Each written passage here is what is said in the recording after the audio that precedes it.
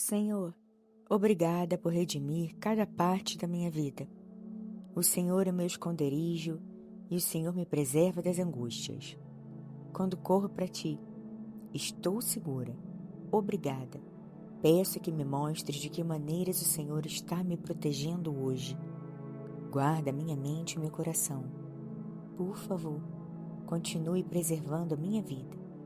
Em nome de Jesus. Amém.